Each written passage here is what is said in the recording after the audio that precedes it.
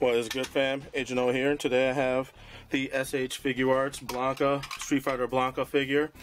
This is a Tamashii Web exclusive, unfortunately, but you know how it is. But as you can see, Blanka on the cover, Tamashii seal of approval. You know, it's got the various box art, like you guys already know.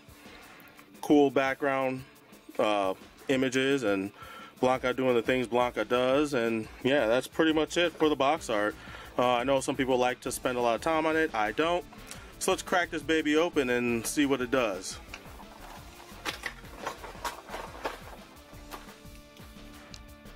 And here we have Blanka.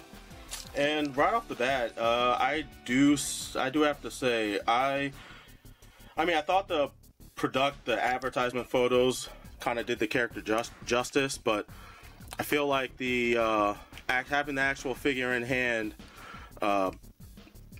just lends itself to how nice this figure actually turned out. You know, barring a few minor hiccups in my opinion, and we'll get to those in a little bit, but just aesthetically, I mean, this looks like he's straight out of the video game.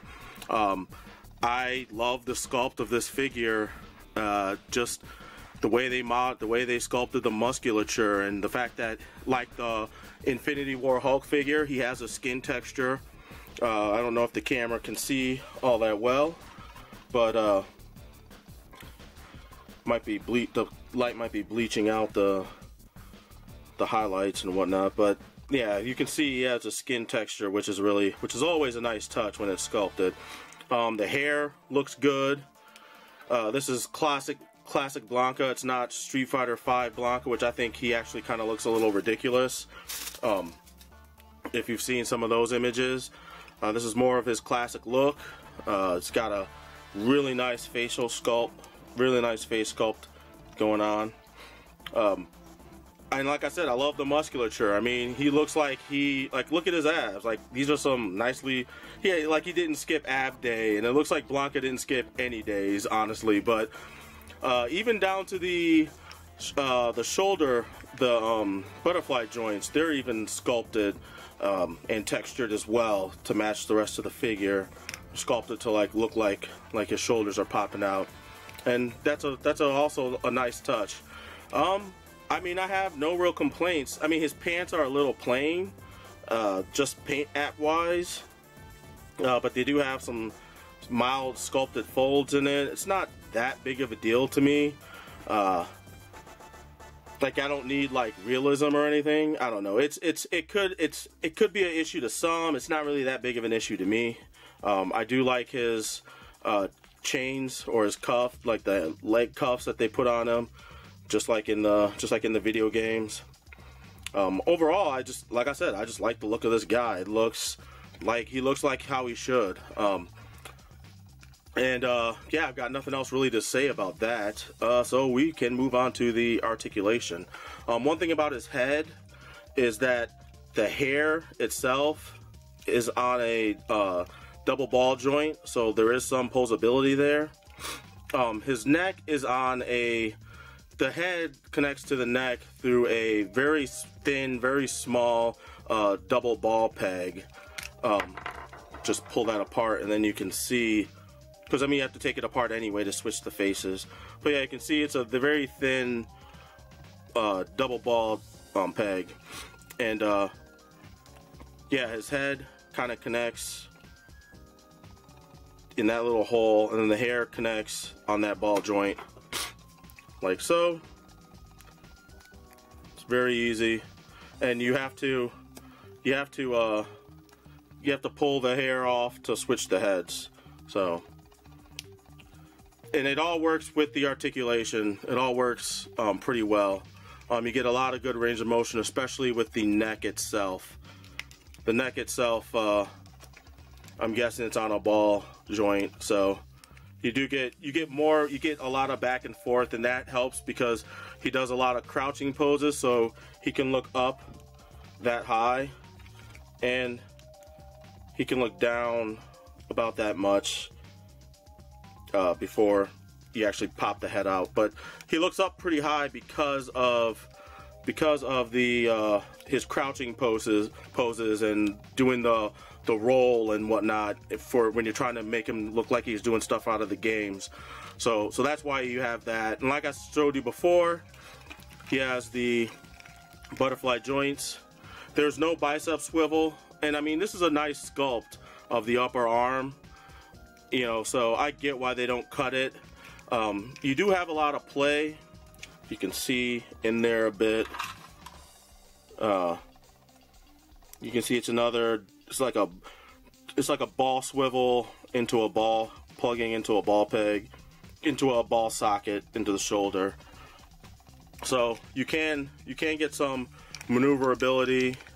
You can rotate his arms a bit, which is actually nice. When you pull the butterfly joint out, you can get a bit more rotation out of it. So you don't necessarily have to use the swivel in the elbow joint unless you really want to. I found myself using it a little bit just to make up for where the movement in the shoulder stops. I can get a little bit more in the elbow, and it's a single jointed elbow, so you only get about that much of a bend, and you don't get a whole lot of rotation, which is fine, because really you shouldn't be able to rotate the arm so much that it looks like it's broken. So you get the elbow joint is hindered, and you get a little bit of movement. It's just enough though to get what you need.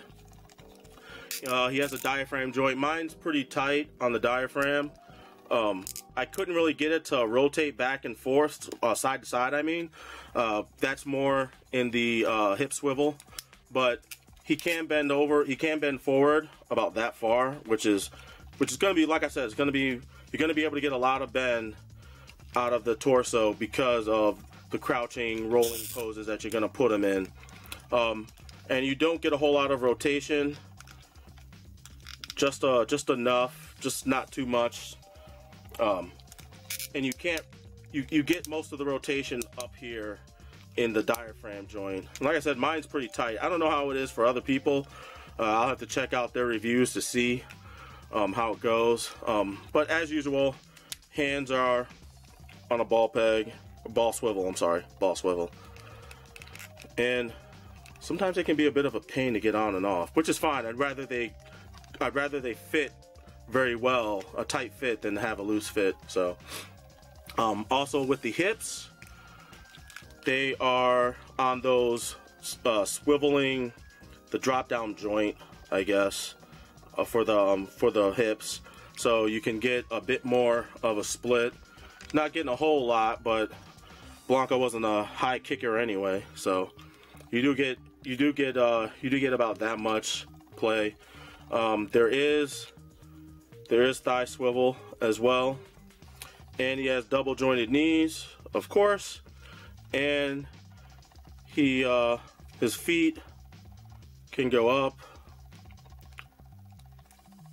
that far. They go back pretty far. You got the toe point, and you have really nice ankle rockage right there, both ways. Really good.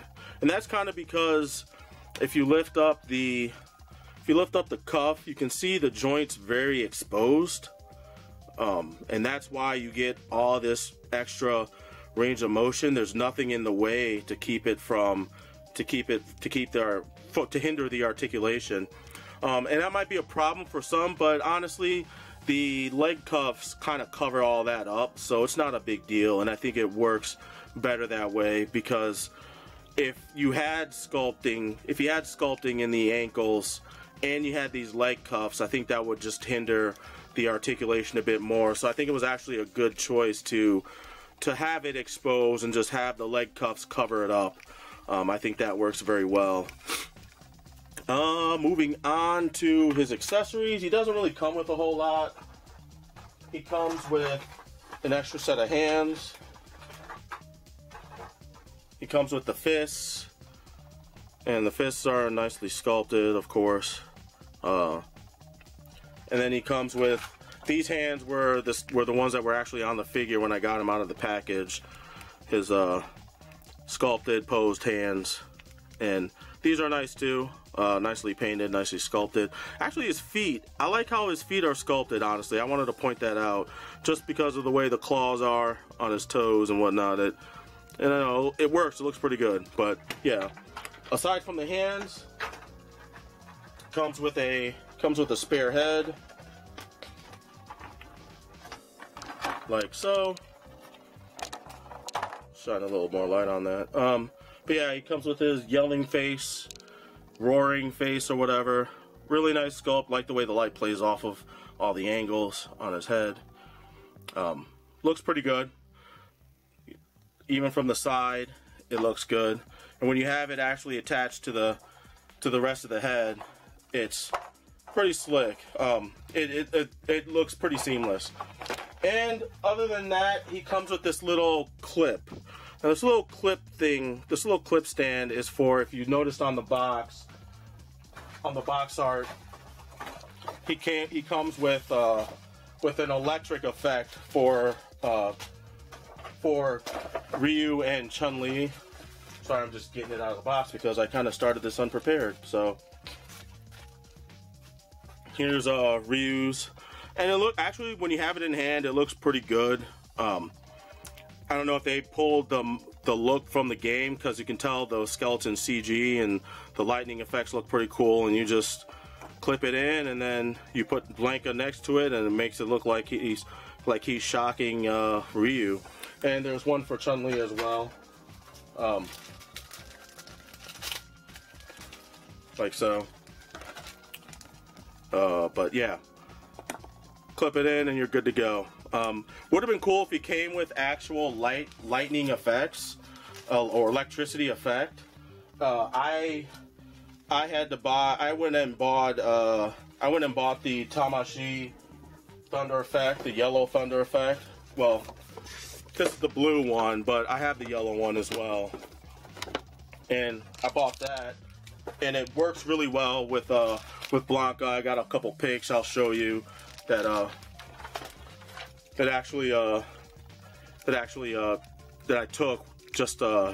I bought it specifically for Blanka, and you know, for use in the future. But I also forgot to mention, he comes with the little diorama piece. I never really even take these out of the package because I honestly don't really care about them that much. I mean, other people might, but I don't. But it looks pretty good. I mean, they took it straight from the game, so it's printed on it's a high quality print. So yeah, it's whatever. It is what it is. Maybe somebody would use it. It would be better used for people who like to do dioramas and stuff. I don't have the patience for that, but yeah, that's there too. With this figure, some people might complain about the gapage in the shoulders. For me, it's not that huge of a deal because this is an action figure and you want it to be posable. And if you finagle it right, you can cover these gaps. You can cover all that up just with posing the figure. You just have to be smart about how you do it. I kind of wish there was a way to get a bit more range of motion out of the shoulders. Like maybe if some figures have an extendable ball peg that you can pull out, and then you can get more range of motion that way. That might have increased the gapage a bit more, but like I said, to me it's not that big of a deal. I'd rather have articulation and some gaps than less articulation and not being able to do the things with the figure that I want to be able to do with them. But that's just me. That's just my opinion. But I mean, overall, I'm pretty satisfied with this figure. I don't think it should have been a web exclusive, but I feel like Tamashii or Figuarts probably did it because they're afraid that this figure won't sell a whole lot. Because I think the whole line as a whole isn't selling what they hoped it would sell, because you have the Storm Collectibles figures out, and you know, if those are the Street Fighter figures you prefer, that's fine. I get that. I mean, they have really nice paint apps, but with me, I like the classic look of the characters, and because I grew up playing Street Fighter, you know, from the very beginning, so So I like the classic characters. I like the look of them all. So I would rather have them looking the way Figuarts is doing them than opposed to the updated character models that the Storm collectibles are based off of. So I don't know. It all comes down to preference. Neither one is a bad choice. I just chose to go with Figuarts. But that is pretty much going to do it for this review. I got really nothing else to say. Leave your comments, leave your criticisms, leave your congratulations in the comment section below. Like and subscribe if you haven't already. Turn on the notifications, you know, the whole spiel. And that'll pretty much do it. So until the next review, I'm Agent O and I'm out. Peace.